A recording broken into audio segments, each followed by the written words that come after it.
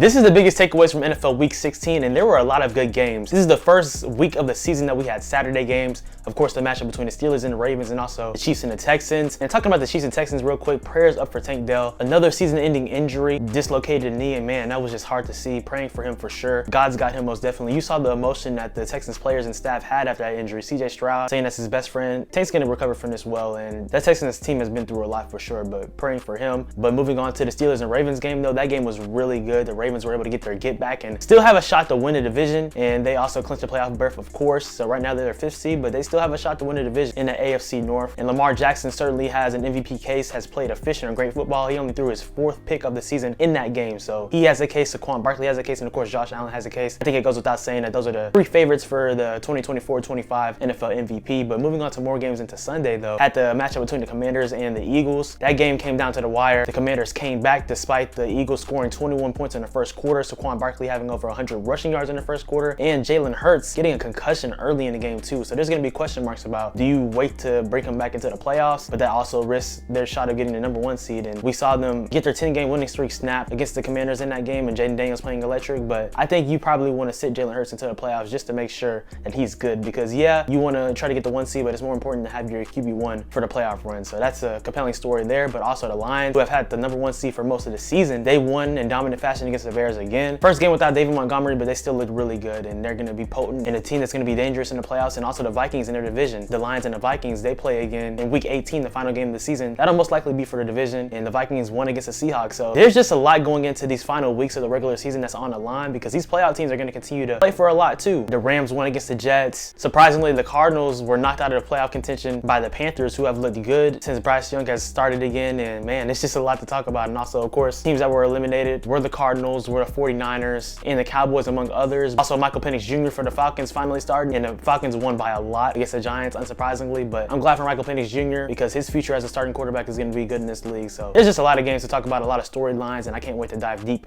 into every single one. With that being said though, guys, make sure you hit the like button and subscribe and turn on post notifications. You know what we post about here: videos about the NBA, NFL, Marvel, DC, pop culture, cooking videos, shorts, reels, all types of content, things of that nature. Also, Merry Christmas Eve. Of course, this is Christmas Eve when this is being posted. But with that being said, let's talk about NFL Week 16. Yes, sir. In a game that consisted of a rare free kick field goal, the Los Angeles Chargers put on a good performance, particularly in the second half, to beat the Denver Broncos, winning 34-27 in a crucial divisional game. Both teams eyeing to make the playoffs as wild cards, and the Chargers, they played really good in this game. Not in the first half, but like I mentioned, in the second half, they really ran up the score and played well. Starting off with Justin Herbert, he had an efficient performance, completing 23 out of his 31 passing attempts, throwing for 284 passing yards, throwing 2 touchdowns and only 1 interception. Ladd McConkey, rookie, who has been one of their key weapons for this Chargers squad this year, had 6 receptions for 87 receiving yards. Hassan Haskins had a receiving touchdown, and also Darius Davis had a receiving touchdown as well. Yeah, man, this Chargers team, offensively and defensively, they play complementary football to put their team in the best positions to win. And like I say every week, Harbaugh has really changed and transformed the culture in Los Angeles. But moving things on to the Denver Broncos, they had a good first half, but in the second half, they were really inefficient defensively. Particularly, they weren't able to stop the Chargers, which is really uncharacteristic of them because their defense has really dominated for most of the season. But offensively, Bo Nix, he did play well stats wise, completed 29 out of his 40 passing attempts, throwing for 263 passing yards and 2 touchdowns. Audric Steam had a rushing touchdown, Vale had a receiving touchdown, and Burton did too. Both of these teams, I do predict though that they'll still make the playoffs. It's a tough divisional game in that AFC West, and it was a really good Thursday night football game for sure for week 16, but the Chargers got the dub, and they're playing really good football going into the postseason, and it was a good bounce back win for them after the bad blowout loss against the Tampa Bay Buccaneers in week 15. Man, prayers up for Tank Dell, like I said in the intro, but that was just tough to see, man, and he's been through a lot of adversity, and I know that he's going to come back well and great for this Houston Texans team, and you can just see the camaraderie that they have. But talking about the game though, the Kansas City Chiefs won and beat the Houston Texans, winning 27-19. And really, the Texans, they had their shots in this game. Now though, 2 first half interceptions from CJ Stroud, they did not help at all. But even beyond that, they still had opportunities in the second half, but the offense became very predictable. Short throws, stagnant offense, and of course you know what, the Kansas City Chiefs pass rush, they're going to get in the backfield. So it's just been a tough time for the Houston Texans offense this year, and Texans fans have complained about it all this year, and rightfully so. But CJ CJ Stroud, beside those 2 interceptions, he played solid, completing 23 out of his 39 passing attempts, throwing for 244 passing yards and 2 touchdowns. Running game wasn't really the most effective. Joe Mixon only had 14 carries for 57 rushing yards, but Tank Dell, despite getting hurt, he led the team in receiving yards, and yeah, he got that touchdown, but obviously that was the same play that he got hurt, and man, that sucked to see. But he had 6 receptions for 98 receiving yards and a touchdown. Who knows, if they still had him in the game, it could have been different for sure. But flipping sides to the Kansas City Chiefs, Patrick Mahomes started off the game with a rushing touchdown, and also throwing wise, he completed 28 out of his 41 passing attempts for 260 passing yards and a touchdown. Kareem Hunt had a rushing touchdown. Xavier Worthy also had a receiving touchdown too. So the team just played well offensively and defensively and did enough to win. The Chiefs really didn't even play great in this game, but they still got the win, and we'll see how things shift into the playoffs, because it still looks like that they are in the best position to get the number 1 seed in the AFC, but it's a good win for Kansas City. And both of these teams are going to be in the playoffs, and for years to come, it's going to be good to see CJ Stroud against Patrick Mahomes. The Baltimore Ravens got a win against the Pittsburgh Steelers, winning 34-17. As you all know, they lost to them a few weeks ago in Pittsburgh, but they were able to get their get back at home and now have a 10-5 record. Both of these teams now have 10-5 records, and the Ravens still have a great shot to win a division. And like I said in the intro, Lamar Jackson, he has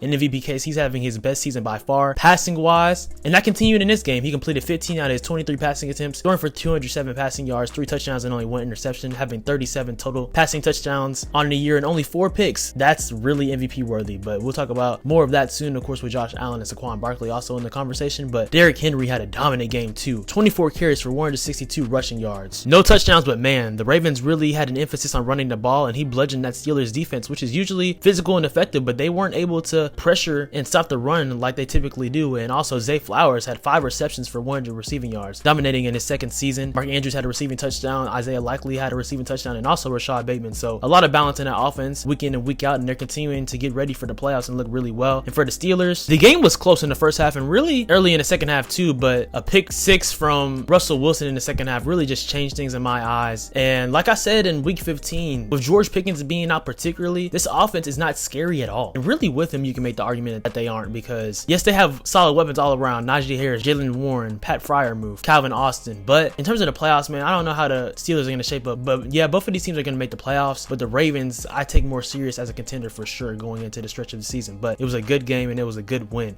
for Baltimore. This game had the rookie debut for Michael Penix Jr. and the Falcons. They dominated the Giants, winning 34-7. That's a credit to the Falcons defense also, because they had 2 pick 6s that really changed the game for the Falcons. But Michael Penix Jr., he played pretty good in this game. He threw an interception, yes. The interception obviously wasn't Michael Penix Jr.'s fault either. Of course, Kyle Pitts dropped it, so really can't count that too much against him, but of course it counts on the stats.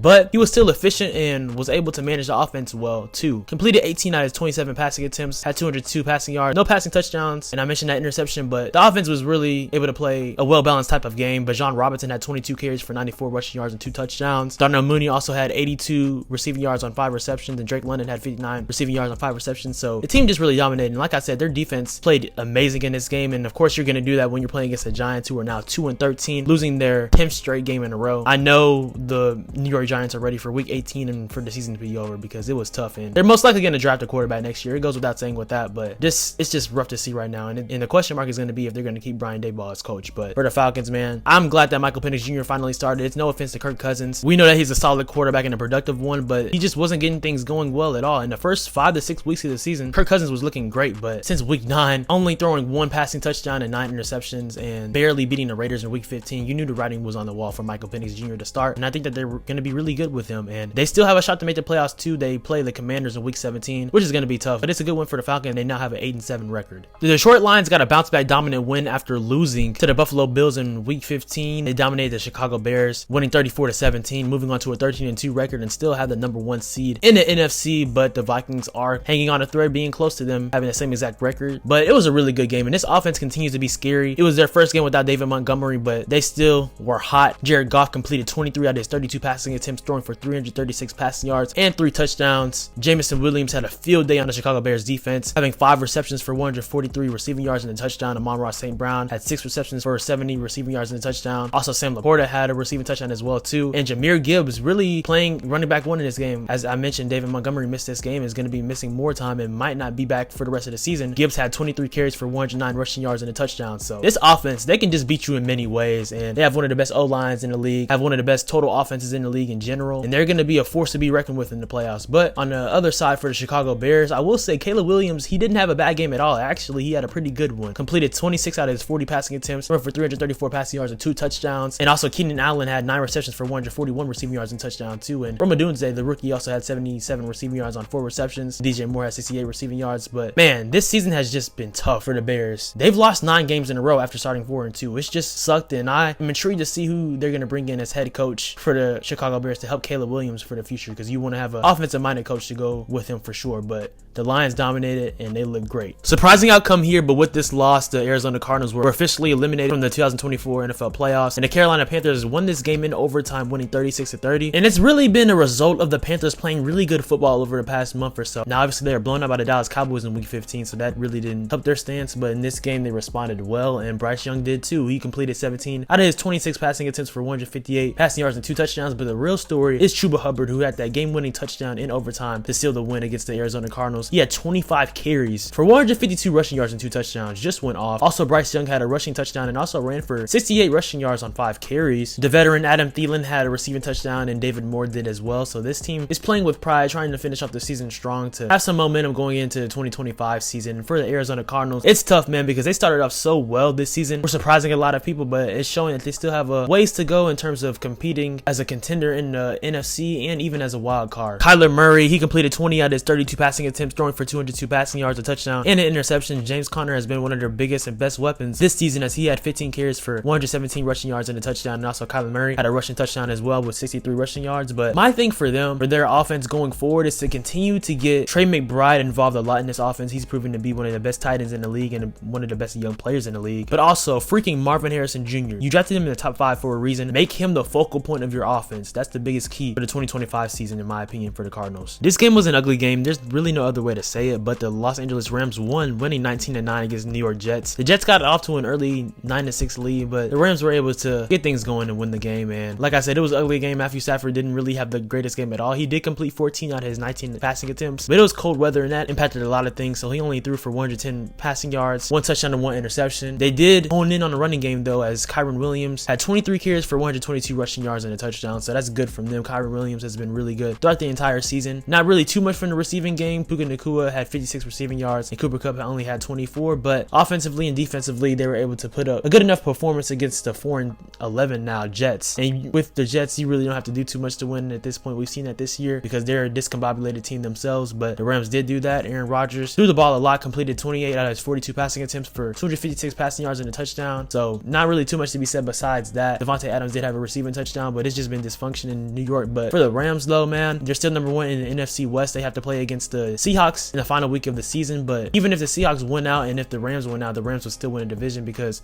of their strength of schedule and how they played throughout this season. So the Rams are just trying to finish off strong and win the NFC West to see how they will fare in the 2024 playoff picture in the NFC. But it's a good win for them, and for the Jets, their season has been over really since they fired Robert Saleh, in my opinion. This game was one of the best games of the week, as we saw the Washington Commanders come back from behind and beat the Philadelphia Eagles, winning 36-33, moving on to a 10-5 record and keeping their NFC East divisional hopes alive. And the Commanders, they played a good game. Now, there was a lot of turnovers in this game. Brian Robinson Jr. had 2 fumbles. Jaden Daniels threw 2 picks, but he withstood that as he threw for 258 passing yards, completing 24 out of his 39 passing attempts and throwing for 5 touchdowns as well too. So this team was able to really weather the storm offensively and defensively and make plays when they needed it. And in the crucial 4th quarter to get the go-ahead lead, they did that. And like I mentioned in the intro, Jalen Hurts did get hurt in the 1st quarter early in the game. And like I said, I just feel like they need to rest him until the postseason, but there'll be a conversation there. Maybe if not the postseason, into week 18, but we'll see about that. But because they're also trying to win a division while also trying to get the number 1 seed. But Commanders, they just continue to be resilient. They had a tough patch in the middle of the season, losing games against the Cowboys and games of that nature that they shouldn't have lost, but they've been able to make up things. And also, Jaden Daniels has just elevated this team at a high level. Like Zacchaeus, who didn't have a receiving touchdown this year, had 2 receiving touchdowns in this game. Terry McLaurin had a receiving touchdown, and Jamison Crowder also had 2 receiving touchdowns too. So Jaden Daniels has just continued to elevate this team. And for the Eagles, I'm telling y'all, man, I know that the MVP is a quarterback heavy award, but Saquon Barkley, man, 29 carries for 150 rushing yards, 2 touchdowns, a 68 rushing yard touchdown in the 1st quarter, man. He, for 1000% sure, should win Offensive Player of the Year. And if he breaks Eric Dickerson's record, in my opinion, he should win MVP, but there's a conversation always to be had with that. It's subjective, but yeah, man, AJ Brown also had a receiving touchdown and 97 receiving yards as well, but it was a good one for the Commanders. They really needed it. This game was pretty much one-sided, as the Cincinnati Bengals beat the Cleveland Browns, winning 24-6, both of these teams in the AFC North. And the Cincinnati Bengals, they still have a shot to make the playoffs. Of course, they need the teams like the Colts and the Dolphins to lose one of their next few games and they have to win out, but it's certainly possible. And for the Bengals, Joe Burrow, Jamar Chase, T. Higgins were all exceptional in this game. Joe Burrow even had a touchdown where he was falling down to the ground and still had it completed to T. Higgins that was impressive. But Joe Burrow, he completed 23 out of his 30 passing attempts for 252 passing yards and 3 touchdowns. Chase Brown had 91 rushing yards on 18 carries, and Jamar Chase had 6 receptions for 97 receiving yards and 1 touchdown. And T. Higgins had 8 receptions for 58 receiving yards and a touchdown. And Yoshi Vosh also had a receiving touchdown too on 53 receiving yards too. So just a dominant win for them. Nothing really too much to be said besides that, especially from the Browns' perspective. Their season has been over for a while, and Dorian Thompson-Robinson starting this game didn't play well at all. Had 2 interceptions. The Bengals defense looked really good. Trey Hendrickson, other assets and key players of that nature dominated the Browns offense. And yeah, the Bengals are still trying to fight to get in. It's a long shot, but like I said, it's certainly still possible. And moving forward, it's going to be interesting with the landscape of this team if they're going to somehow be able to pay both T. Higgins and Jamar Chase, because they still need to fill out the rest of that roster and improve that defense if they want to contend next year and years to come around Joe Burrow. But it's a good one for them, and they're still trying to get into the playoffs. At one point in this game, the Indianapolis Colts were leading the Tennessee Titans 24-7. The Titans were able to kind of catch up in the second half, but the Colts still outlasted them, winning 38-30. And I just mentioned the Bengals still having a chance to make the playoffs. The Colts certainly do as well too as a wild card, but they have to win out as well and some other factors. But I will say one thing, man, it's crazy. Anthony Richardson, his completion percentages we've seen in multiple games throughout this year be unimpressive at all, and they really didn't throw the ball at all a lot either because they didn't need to. And before we get into Anthony Richardson numbers, the reason why they didn't run the ball a lot is because freaking Jonathan Taylor had 29 carries for 218 rushing yards and 3 touchdowns. That is insane. 218 rushing yards. He certainly made up for that touchdown he had in the previous week in week 15. He went off and absolutely bludgeoned the Titans defense. Had 2 long touchdown runs, and it was a really dominant game. And for Anthony Richardson, like I said, he didn't really have an impressive game. He did have a rushing touchdown though, but passing wise, he only completed 7 out of his 11 passing attempts for 131 passing yards, a touchdown and interception. But that's all they needed. And along with Jonathan Taylor playing well, Josh Downs getting a receiving touchdown on 61 receiving yards for 3 receptions, they were able to win the game, and their defense dominated too, forcing Mason Rudolph to throw 3 interceptions in the game. So it was a really good performance, I would say, for the most part from Indianapolis. The Titans tried to fight back, but like I said about the Browns a second ago, the Titans season has been lost for a while, and they've been rotating quarterbacks between Will Levis and Mason Rudolph. And it'll be interesting to see how they move in the offseason, especially if they're going to address the quarterback position or try to draft a skill player. But yeah, the Colts got the win.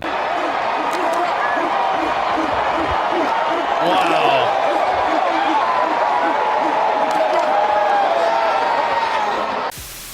The Minnesota Vikings got their 8th win in a row, beating the Seattle Seahawks 27-24 on the road, moving on to a 13-2 record and still having a shot to win the NFC North. They play against the Packers in week 17 next week, and also in week 18 they have a matchup between the Detroit Lions. So that finish in the NFC North is going to be amazing to watch. But this season for the Vikings has been amazing to watch in terms of how Sam Darnold has really rejuvenated himself, the rapport with him and head coach Kevin O'Connell, making the offense more clear to him and creating plays for his playmakers like Justin Jefferson, Jordan Addison, Aaron Jones, more players of that nature, TJ Hawkinson. And you saw this in this game as Sam Darnold completed 22 out of his 35 passing attempts, throwing for 246 passing yards and 3 touchdowns. Justin Jefferson had an amazing game, had 10 receptions for 144 receiving yards and 2 touchdowns. Jordan Addison also had a touchdown as well too, and their defense dominated, forcing Geno Smith to throw 2 interceptions. You saw the fire Camp Rock celebration that the Minnesota Vikings had. Oh my gosh, I love the celebrations they come up with, and shout out to Cameron Bynum, one of their best players on defense. Been following his story for a year plus now, and he kind of comes up with them. But that defense is amazing, how they've played under Brian Flores, and just for the whole season, offensively and defensively, they played great and complementary football. So it was a good win for the Vikings. For the Seahawks, they have a long shot now to try to get back into the playoff picture to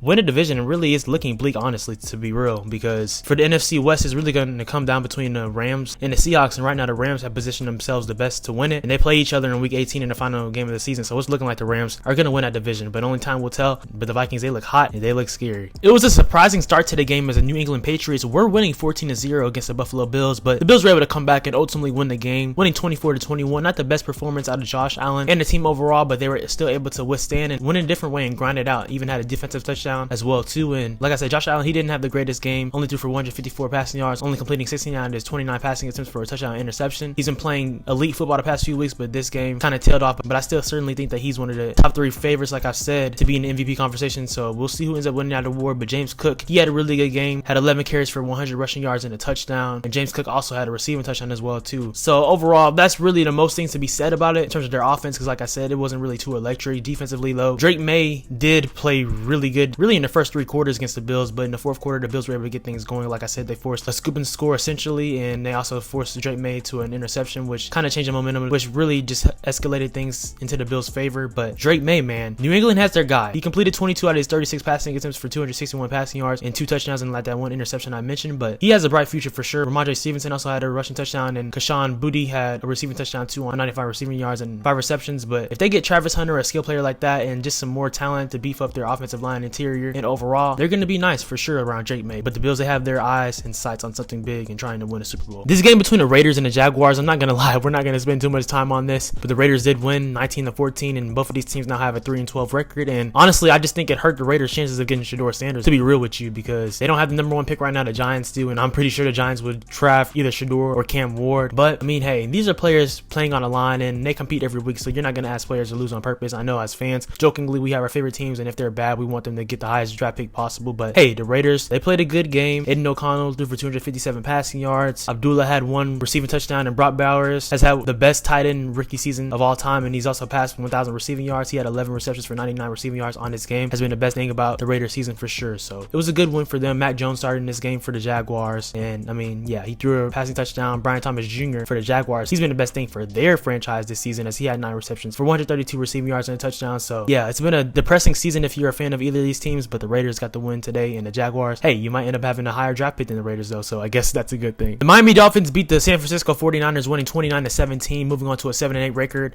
The 49ers, already eliminated from playoff contention, are now 6-9. This has been a bad season for the 49ers in terms of health overall. Different factors of that have led to them missing the playoffs, but they still could be a playoff contender in my eyes next season, but they got to get ready for next season because it's not happening this year. And for the Dolphins, they still are trying to fight. Tua Tagovailoa threw for 215 passing yards and 1 passing touchdown, completing 22 out of his 34 passing attempts. Devon Achane, that's really the story and really player of the game for the Miami Dolphins offensively in my estimation. Had 17 carries for 120 rushing yards and a touchdown, and Devon Achane also had 6 receptions for 70 receiving yards too. So that's why I think that he was the best player for sure for them in this game. And really in his first 2 years for the Dolphins has been a dynamic and great playmaker for them. And also Tyreek Hill had a receiving touchdown too. But defensively is where the Dolphins were able to dominate as well in this game. When the 49ers were driving in the fourth quarter, they were able to force an interception on Brock Purdy, which eventually led to that long touchdown by Devon Achane, which really sealed the game. So that was a good thing for them. But yeah, man, Brock Purdy threw for 313 passing yards, 2 touchdowns and 1 interception, completing 26 out of his 40 attempts. The running game we know has been ravished this year. Obviously, Christian McCaffrey out for the season, Isaac Guerrero also out, and same with Jordan Mason. So this season just has been tough for them. And if you're a 49ers fan, you know that. George Kittle, though, still playing at a high level, had 8 receptions for 106 receiving yards. Deebo Samuel has been struggling this year, but he has 7 receptions for 96 receiving yards and a touchdown too. So that's a good spot for him. But the Dolphins, they got the win, and that's what we take away from this game for sure. Talking about another team eliminated from playoff contention, my favorite team, the Dallas Cowboys. They actually beat the Tampa Bay Buccaneers, winning 26-24, and dominated most of it, honestly. And the Buccaneers really hurt themselves losing this game because they were leading the division, and now the Falcons have a prime opportunity to take it back, essentially, especially with them having a 2-game tiebreaker over them winning both games in the matchup. So that's tough from their perspective. Baker Mayfield, really, their offense wasn't clicking at all for the majority of the game. In the fourth quarter, they were able to try to get things back together, and same in the third, but the defense dominated for the most part in Dallas. Baker Mayfield did throw for 303 passing yards, 2 touchdowns and 1 interception, completing 31 out of his 43 attempts. Bucky Irving had an early rushing touchdown. Jalen McMillan had a receiving touchdown as well too. But the Cowboys defense, they were really able to limit Mike Evans, and it looks like he might not have his 1,000 receiving yard season. But for the Cowboys, man, I think Cooper Rush had one of his best games of his career easily. Saying that, he completed 26 out of his 35 passing attempts for 292 passing yards and a touchdown. Running game wasn't really established. That's why they passed the ball so much on 35 attempts. But Ezekiel Elliott did have that 1 touchdown at the goal line, which of course helped them. And then CeeDee Lamb had a dominant game, no touchdowns, but had 7 receptions for 105 receiving yards. And also Jalen Tolbert had a receiving touchdown too. So hey, man, the Cowboys, they're eliminated from the playoffs. Y'all know, like I said, that's my favorite team, and they won this game. But honestly, I think they're gonna lose in week 17 and 18 to probably, hopefully, in my opinion, get a top 12 pick. And I want them to get Ashton Genty, man. They need him. He's a franchise-changing type of player, and we see him as a running back, the type of impact that he can have. So I'm hoping they can get him. But for the Bucs, you still have a shot to make the playoffs, but man, you really hurt yourselves. But yeah, it was a good game, I would say, to watch for sure on Sunday Night Football. The final game for NFL Week 16 was a matchup between the Green Bay Packers and the New Orleans Saints, and really not going to spend too much time on this game. It was the first shutout of the season, and the Green Bay Packers won, decisively winning 34-0. We know the Saints, they've just been awful this season. It's really just the simplest way to say it, and they also have a lot of injuries with Kamara not playing, or obviously Derek Carr too, but this is just not a good football team, and they need to rebuild as soon as possible. But getting into the statistics and things of that nature, the Green Bay Packers were able to dominate the game offensively and defensively with good balance. Jordan Love didn't have the craziest game in terms of stats, but like I said, they dominated the game the entire time. So he completed 16 out of his 28 passing attempts, threw for 182 passing yards and 1 touchdown. Josh Jacobs had a good game running wise and receiving wise. He had 13 carries for 69 rushing yards and a touchdown. Emmanuel Wilson also had a rushing reception touchdown, and so did Chris Brooks. Also, Jaden Reed had 3 receptions for 76 receiving yards, and Dontavian Wicks had a receiving touchdown too. So the Green Bay Packers, they clinched their playoff berth, going to be in the playoffs this year, and they're going to be one of the best teams in the NFC for sure. And they have a game against the Vikings, which is going to be integral in terms of playoff positioning, seeding, and maybe even a divisional race as well too. But the Packers, they're hot right now. They continue to look good. They have an 11-4 record, and they're getting ready for the playoffs. So yeah, guys, y'all let me know in the comments down below your biggest takeaways from NFL Week 16. A couple weeks left in the regular season. It's crazy how fast this went, but we're closer to the playoffs, so that's really good news. And of course, I have to share with y'all my top 5 teams currently at the moment. So I still have to put the Chiefs and the Lions up there at the top 2. Also, number 3, the Minnesota Vikings, how hot they've been, but also in the 4 and 5 spots. I know the Bills didn't win impressively, but still have to have the Bills right there, even though they barely beat the Patriots, but they're still a top 5 team for sure. And the Eagles, I know they lost to the Commanders, but they're still a top 5 caliber team. And there's going to be question marks, of course, with Jalen Hurts right now with the concussion, but assuming he comes back, I still have them as a top 5 team.